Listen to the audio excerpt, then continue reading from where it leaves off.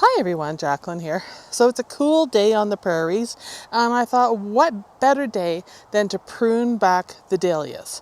I've neglected them a bit. As you can see here, we've got some dying foliage on them and I want to give them a good cut back so we can get some more blooms and as well as pinch them back where needed.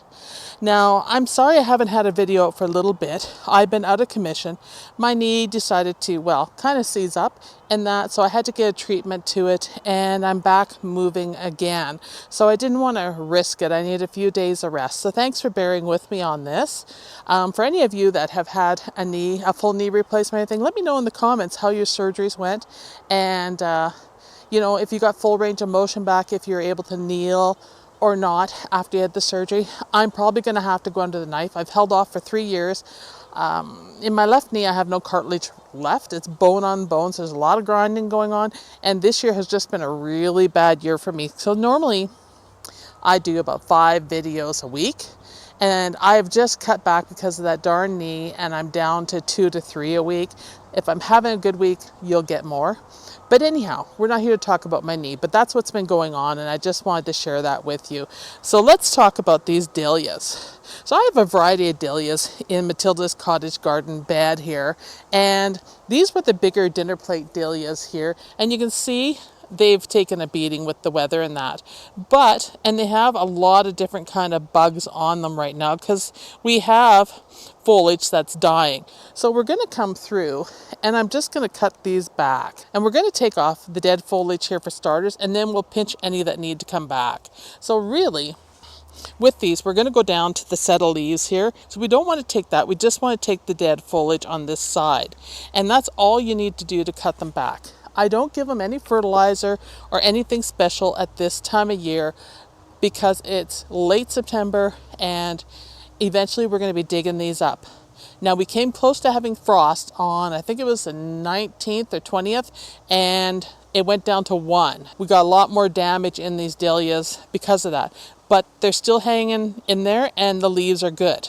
So over here on this one, you can see, if I just zoom in a bit more, we have a bud sitting right here. I want all the energy to go to this bloom, so I'm going to pick this out. And that's how you grow the larger dahlias to get the bigger flowers, is by pinching your dahlias back. If you haven't tried it, give it a go. It works great. And I'm just going to keep moving along here because these plants have gotten quite tall. In fact, they're so tall that they're hard to get on the camera on my tripod. So here's another one over here. You can see it's totally finished. Ladybugs are enjoying it, so good for them. You can see the nasty mess that is. You could technically save the seeds on these. If you look in here, there would be a lot of seeds that you could save. But you know what? I don't plan on doing that. So we're just going to get rid of them. So I'm just going to go along here and go through the stems and get rid of anything that's looking terrible.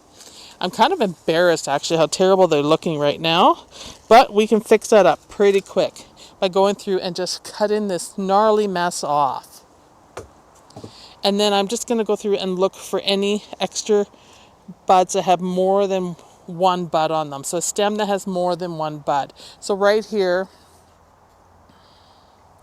you can see we have this one coming here. We have one directly beside it. Hopefully you can zoom, I'll zoom in a bit more if you can see that. Here's one right beside it, and here's the main one. This is bigger, so I'm going to pinch out the smaller one right there and just take that out. And then here's another stem coming with blooms. I'm going to leave that one. And that's just how I'm going to go along here and clean these up. So it's a real easy process for maintaining your dahlias.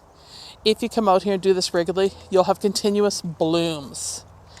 I got behind on them, and then taking a week off was not good. As you can see here, you can see a lot of dead spent blooms there. Here's another one right over here, and we're just going to cut it off. So I think as long as we don't have any frost, we can still get quite a few blooms out of these plants. But you can see there's usually 3. Here's the other one. So all the energy is going to go to this one now because I accidentally picked that one off. And that happens. Now if you have a stem here that doesn't have any buds on, take it down as far as you can and just take that whole stem off to clean it up. And you can go through these really fast. So what I'm going to do is I'm going to start going through them and get these done, and we can talk a little bit more later if I find anything, and I can show you the different colors of dahlias that I have.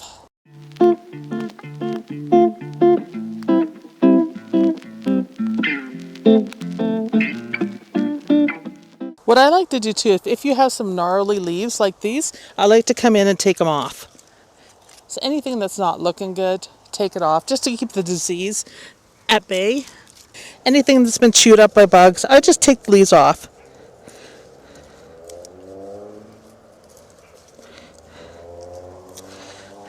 Where you remove the leaves, it will send out new shoots.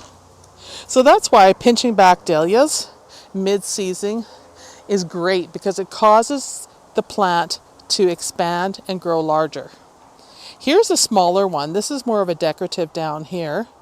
It was really, really late to bloom. Super duper late, but it's really pretty. I'll just take a cut so you can see. I've really enjoyed the color of the red and white dahlias. And if anybody recognizes that bug crawling on the dahlia, let me know what it is. I see quite a few of them. But I think it's just beautiful. Look at that coloring. Isn't that pretty? So that's one of my favorites and one of my go-tos. One way to make your dahlias do well too when you plant them is add some bone meal. I used to do that when I grew these a lot when I lived in Moose Jaw, and it worked really good. And I'm just picking out any spent.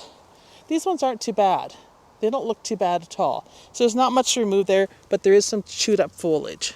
Here's another one. These were a mix of dahlias. Usually I buy mixes with a bunch of different colors in.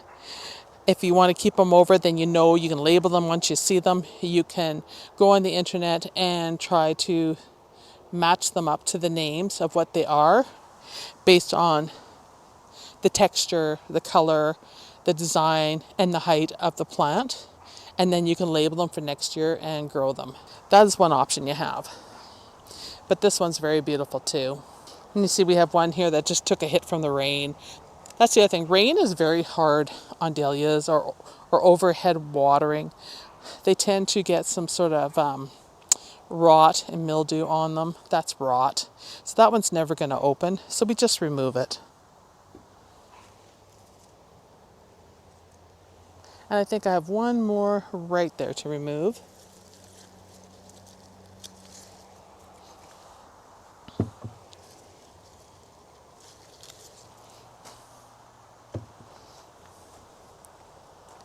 Here's a plant that did not do well at all. Look at that.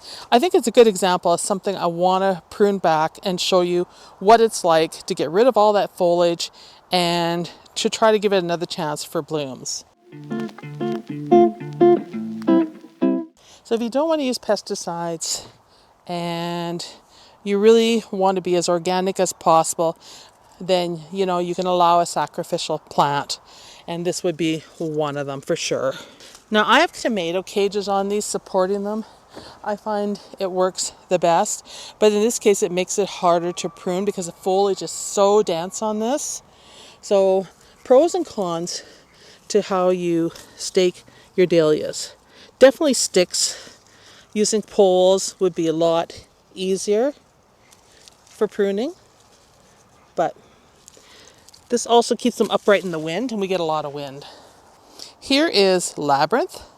I love this one. It is gorgeous, absolutely gorgeous, and it has done very well. We got some nice height on it. The reason I like this is because the colors transition from a pink to an orangey peach to a yellow, and I think that is why I like this one so much. So we're going to take the spent flowers off of this one because we have some nice blooms behind, but look at the gorgeous color of it. Absolutely beautiful. I'm just going to show you what else I'm taking. So there's the other ones that need to come off right here. I'm going right down to the stem, and then that takes both of them off. Here is Cafe au Lait. Not as tall, but still very beautiful. But look at that.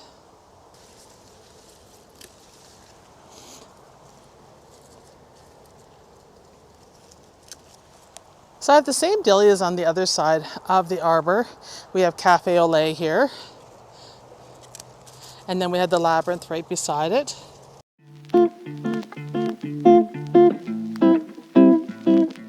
One dahlia that never came up, I did replant it here, and you can see it didn't do a darn thing. It really never took off. It didn't obviously get enough time. We are getting some buds on it now, but it's been very slow. So I'm just going to pinch it back here a little bit and leave it be. Next year I'll have to be all over these a little bit more. I like to disclose the good and bad in my garden because not everything's perfect in the garden when you're a gardener.